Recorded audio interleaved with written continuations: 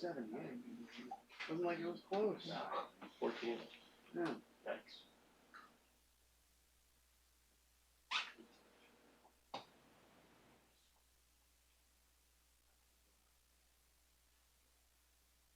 Talking about arguably our best team.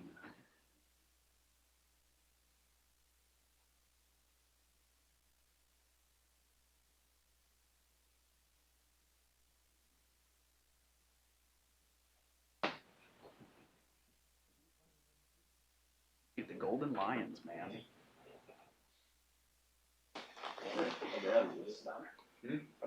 Yeah. Okay.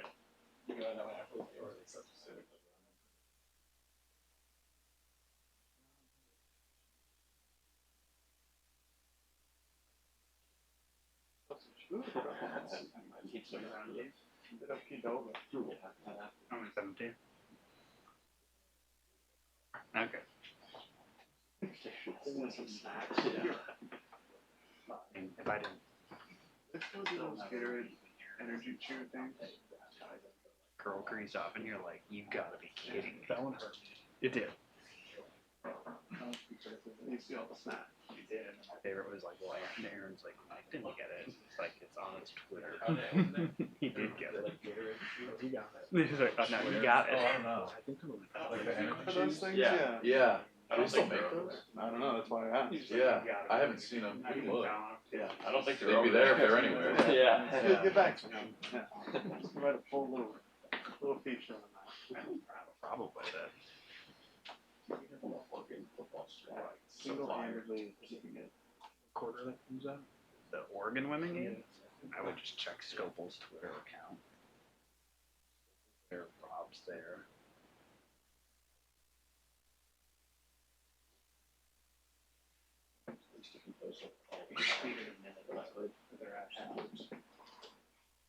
I don't have another one. I don't feel like I did anything. Grace Van Sloten hasn't scored a bucket yet. Just a thought.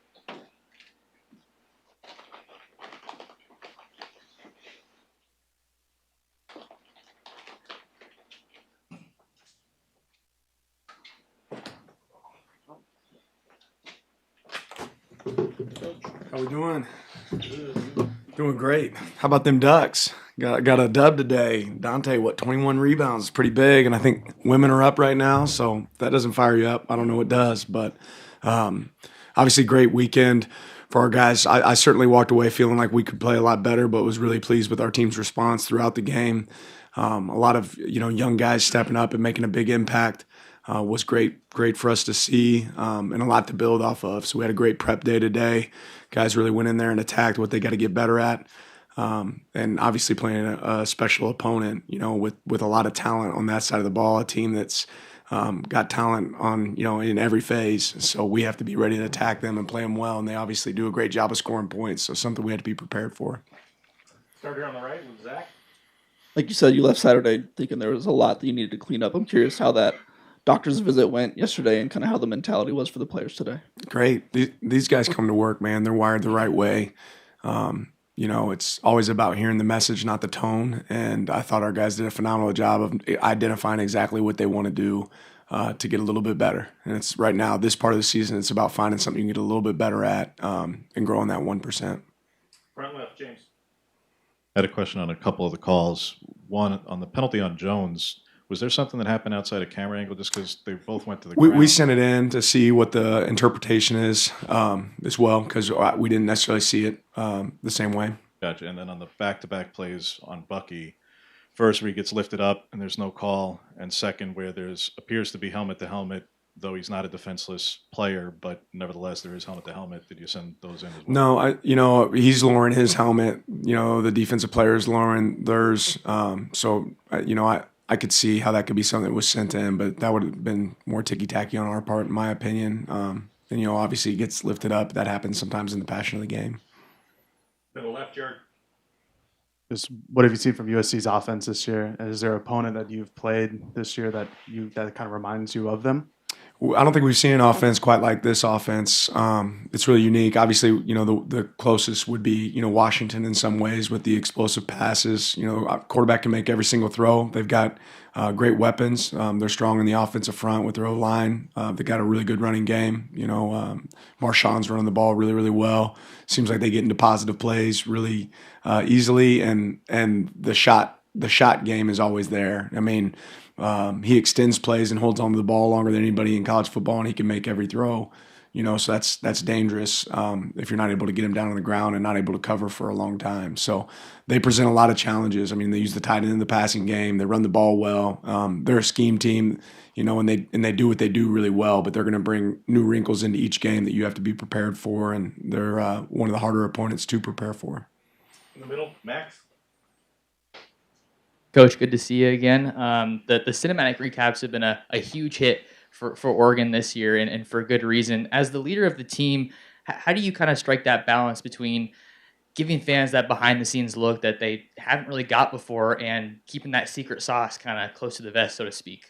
Yeah, I mean, I get to see them before they get released, and every once in a while we'll make some edits. But I think it's good for everyone to be able to see the work that our players put in and the preparation that goes into success. And I think it provides a great glimpse of all the work that does go into a 60-minute game. And there's so much more than just obviously those 60 minutes. So our video staff has done an unbelievable job, capturing some great content and really. The other piece that's fun for me with those is it gets to highlight the great people in our program. Not me, the players, the coaches, the video staff, just everybody that touches our program. It makes such a great impact. I think it tells a great story, about our team and each week and how each week is unique and different. Right, middle. When there's so many elements that make their offense so dangerous, how do you focus on containing that? You try to take them all away. No, it's hard. You talk about trying to make a team play left-handed. This is a hard team to make play left-handed because they do so many things really, really well. I think you have to be sound when you play these guys.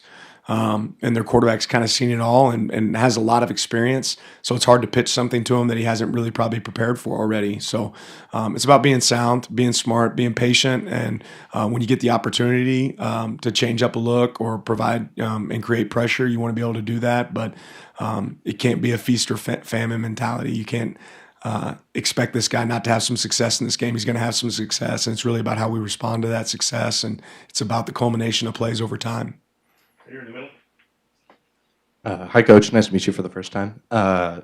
Obviously, addressing the elephant in the room of Caleb Williams, how do you game plan for an athlete as dynamic as that can just kind of work that magic from the quarterback position? Yeah, fortunate for us, we've played a lot of good quarterbacks this year. But Caleb is certainly a hard one to prepare for. One, because of his ability, as an athlete, he can run. He's got great speed. He's really strong in the lower body. He's a hard guy to get to the ground. But again, the prep is every day. It's the drill work we do. You have to do some particular drills throughout the week to really prep you for the difference of play for him and how he plays. Like I said, the holding the ball for long periods of time and being able to keep his eyes downfield to create explosive plays, that's one of the things that probably makes him most unique. And then the fact that you really can't outrun his arm, right? It doesn't matter how far the receivers are down the field. He's always got the ability to throw it and does a great job of that. So he's a tough one to prepare for. On the right, Zach. Really big recruiting opportunity for you this week. Obviously, you're going to have, looks like a lot of visitors out. Obviously, winning the game is step number one. It's the main goal. But how big of an opportunity is this for you guys? Yeah, it's going to be huge. It's huge for the atmosphere that our fans create. It's huge for how our team performs. Recruiting in these scenarios, you don't get to spend as much time with the recruits as you want because you're spending a lot of time preparing your team. But that will be a big piece of this weekend. Right next one, the UO hat. What were some things you saw from the film from Saturday's game that maybe you weren't thinking about right after the game was over on the sideline? I don't know if there was something that I wasn't thinking about in particular. It's probably a really good question. I just don't know that I can think of. I can't remember exactly what I was thinking about right after the game. I was probably a little pissed off, but I don't remember anything in particular. Right left, James. What does their change in defensive coordinator to an unknown play caller? And either way, they're not identifying them, but regardless, I don't believe either one's been a play caller before at this level. So how do you go about trying to prepare for a real unknown in that sense? Yeah, I mean, there's a lot of thoughts that kind of go into that, but Coach Odom's actually called it before when last time Oregon played against Oklahoma in the Alamo Bowl. So I think there'll be a lot of similarities to some of the stuff that they already do. I think that group will probably have some new wrinkles that we potentially haven't seen. But it all comes back to what football's all about, right? Tackling, blocking, right? Breaking tackles, making catches. So all those things are going to hold true. And we have to play to our identity. I hope when people watch this team, especially, really on both sides of the ball, you see an identity. And our identity has to hold true regardless of what scheme we see against us. All the way in the back, Nick. Non-USC related question, but you started off talking about basketball. I was just curious, what is your relationship with some of the other coaches? Doesn't have to be just necessarily basketball. And if you've taken any lessons from any of the other coaches. Yeah, I take a ton of lessons from all of them. Somebody actually asked me last week what makes Oregon so special. And it's funny, the day before I just got off the phone with Coach Altman, and he was just calling just to, hey, congrats so far on the season. Once we're cheering for you. I think that is so unique here. Coach Wass sent me a text earlier today, and he's down in the weight room getting his workout in. He's asking me where I'm at, and told him I'm working. So there are so many coaches at this university that make this place so special. I think that speaks to the job that Rob Mullins has done as far as creating a culture in our athletic department where all of us want to spend time with each other. I got to see Casey. We went into our walkthrough because of the rain over at Matthew Knight Arena. And the fact that we get to use that facility, even though we're not on the basketball team, I think that speaks to, the collaboration that exists in our program or at our university. But I have a great relationship with several coaches, and I get excited when I get to spend time around the coaches in our program, whether it's helping Missy out recruiting in softball. Like I want to do anything I can to help the program, and they do the exact same thing for us. I love it when I see coaches from other sports at our practices bouncing ideas off of each other and, ways that we can motivate our players and maximize their ability on the field. But that's something that to me is very unique to Oregon. I haven't experienced that really anywhere else that I've coached. And it's a really special situation here with the coaches that we have here. Middle left, Jared. We've seen Justin Jacobs now for 3 games against different offenses. Just how do you think he's progressing through the season, and what are the next steps for him for the rest of the year? Yeah, I'm really proud of Justin, the way that he's approached everything this season, and he's certainly made a great impact for us. He's proven to be a solid tackler. He's tough to block.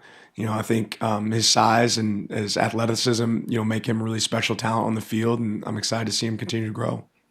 Middle next. Coach, one of the things that's made your defense, the Oregon defense, so special this year has been the depth and kind of the leap that took from last year to this year. I realize it's a loaded question, but what goes into really building a truly deep defense in your eyes? Yeah, I mean, it starts with talent acquisition, right? You have to get guys that can play to the level, the standard that you expect, from your team. And, if you have 11 guys that can play the standard, you play 11 guys. Fortunate for us, we've been able to acquire great talent that can play to a higher standard. We've also been able to develop talent and had guys that are willing to develop. So we have a lot of guys that come in here and they work their tail off. And I always like watching a season and seeing the guys that really aren't involved early in the season to become more involved as the season grows, because it tells you that they're getting better as players. But strength in numbers, right? The more you can play at a high level, the better your team's going to be down the stretch, the healthier your team's going to be down the stretch, and the better effort that you'll actually exude on the field. Back right, Trevor. You talked about just Caleb's ability to extend plays. How do you get your DBs ready for that challenge of just having to stay in coverage for so long? Yeah, you just go out there and run routes and tell them to cover for 10 seconds in practice. I mean, you extend plays in practice. You work that's the same things that'll happen. It's hard to replicate, because stuff's not necessarily done on time, and you have to kind of replicate, untimed downs in situations where the ball can be extended for a long time and create that in practice. Front right, Zach. Some other coaches in the conference have expressed some disdain for the 7:30 p.m. kicks. I'm curious what your opinion is on the matter. I mean, I don't pick it, so let's play. I mean, we've got to play a lot of early games. I'm expecting an elite atmosphere from our fans. They got to maybe start a little bit later in the day and not get too excited before the game starts. But, night games are fun. I always liked Friday night lights in high school, so I'm all for it. Front left, James. On their receiving core, what makes their group unique, and that is it merely the depth and of talent that they have compared to others, and who would you compare them to, either this season in this league or to past teams that you've played? Yeah, I think they're probably different than anyone we've played so far this league because of the amount of players that they play. At the position, they have a lot of quality players that can play.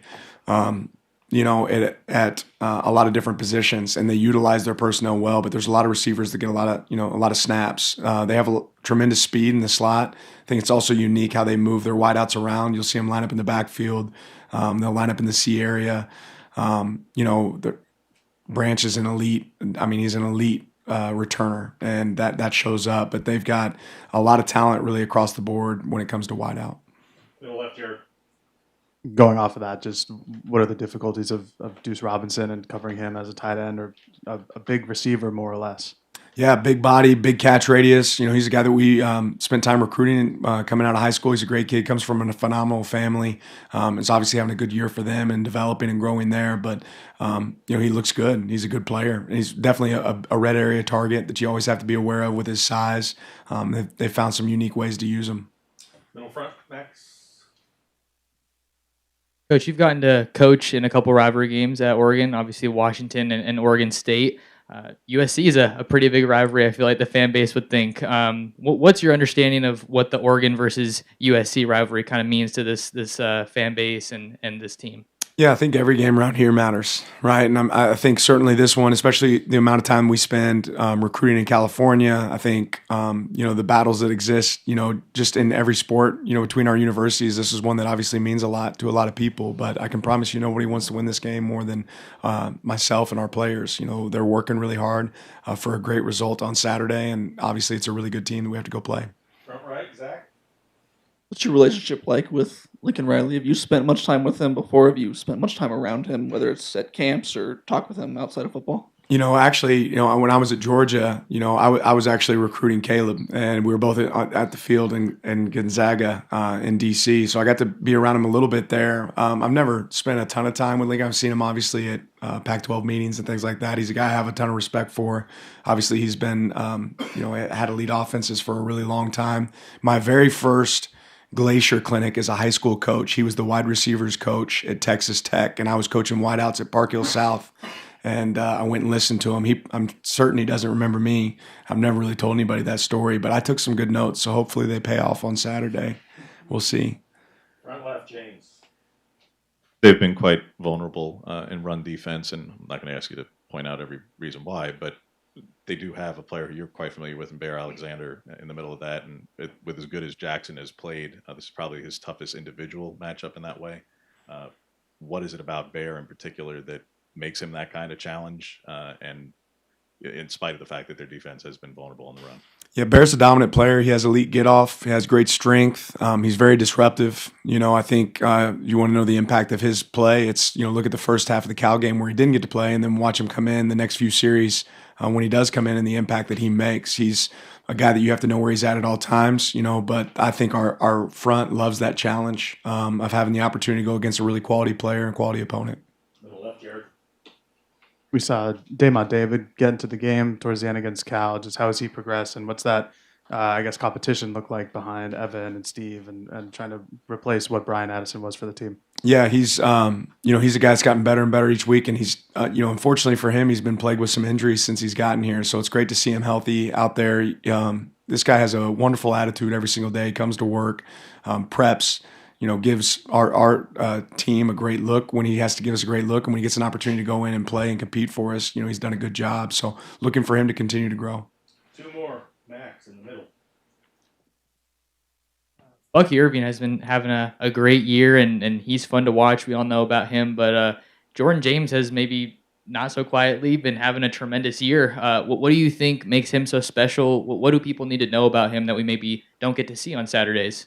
Yeah, I think the experience that Jordan has gotten has paid off, over time, and the plan that, our offensive staff had for him coming in and how he's continued to grow. I think he had some big catches out of the backfield.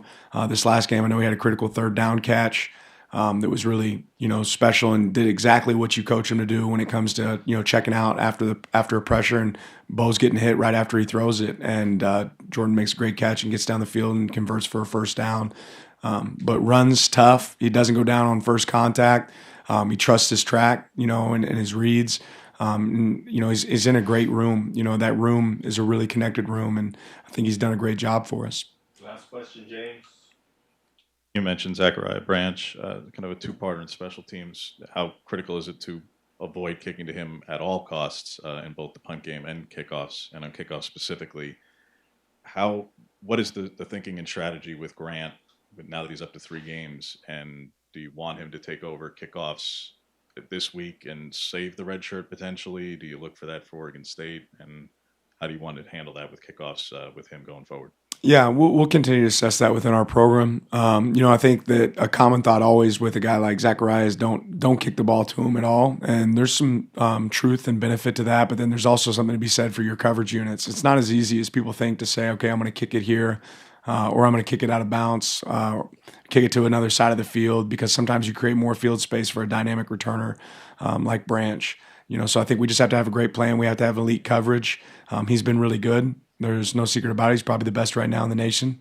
And I don't know if there's anybody that's really close second. So he's one that we have to be aware of and make sure we have great coverage plans for and do a good job of kicking. And hopefully we avoid the opportunity to punt so we don't have to see him in action. Thanks, Coach. Appreciate your time. Appreciate it. Thanks, Coach. Appreciate it. You got those beauty? You're back, ladies and gentlemen. How about this guy? Oh, jeez. Yeah, we gotta. Picking up the scope will drop the flag and Mac picks it up. I'm here, man. We gotta fill some time somehow. 3-headed monster, man. Yeah. What?